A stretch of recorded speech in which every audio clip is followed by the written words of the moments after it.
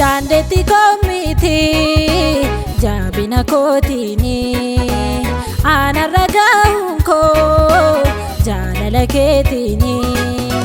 Dandeetti koomiti jabina kootini anarra ga'uun koo jaalala keetini. Jaalala keetini jaalala keetini jaalala keetini jaalala keetini.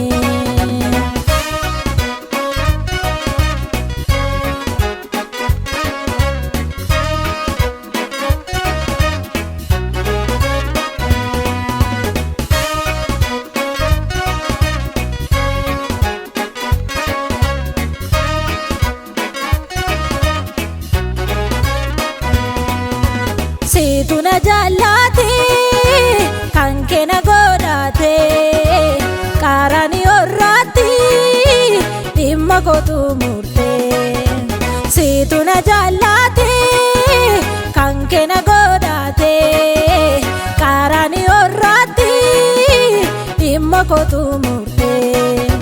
Naatti dhaga'ama gaadini gaakeeti baadii tokko malee dhiphachuun kanaafi. Naatti dhaga'ama gaadini gaakeeti baadii tokko malee dhiphachuun kanaafi.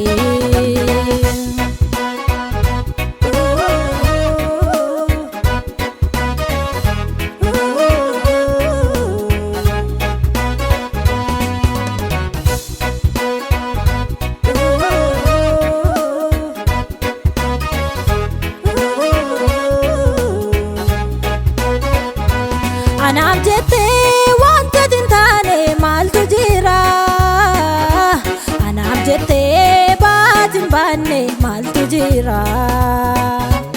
Anaaf jettee wanta hin taane maaltu jira? Anaaf jettee baat hin baanne maaltu jira? Yesus koo angaarummaa kee nan dubbadha. Batu namni sin beekne ati gaariidha. Yesus koo angaarummaa kee nan dubbadha. Batu namni sin beekne ati gaariidha.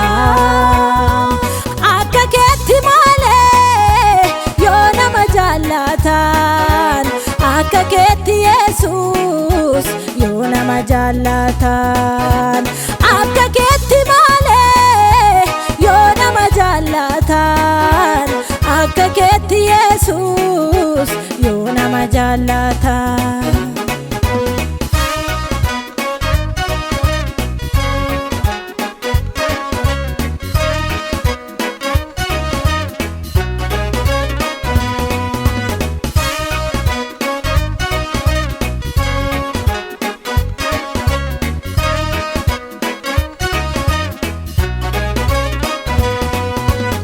Anaaf jettee baattee gindilaa rakkina cubbuu kootiif dhugdee xoofoo sahadhaawaa ceepuuf daddarbannaa hundumaa dandeessee ana ulfeessuudhaaf ofii kee salphattee.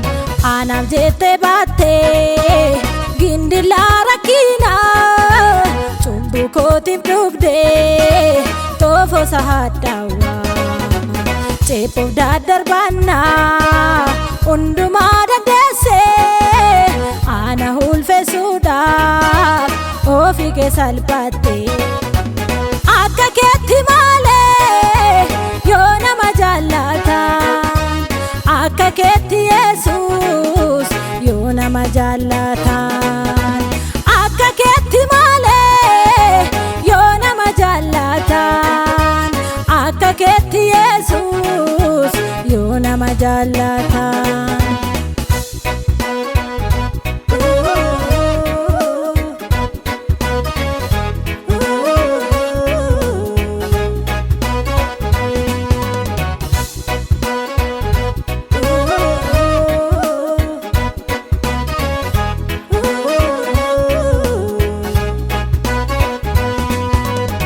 Yesus ko mararfata ko jalalle dhuga gansinisu walli mijachuu baatus Yesus nageessa.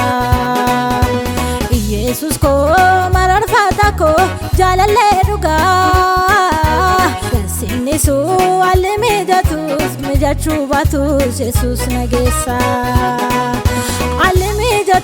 Mijachuu baatus Yesus nageessa. Mijachuu baatus Yesus nageessa. Mijachuu baatus Yesus nageessa. Mijachuu baatus Yesus nageessa.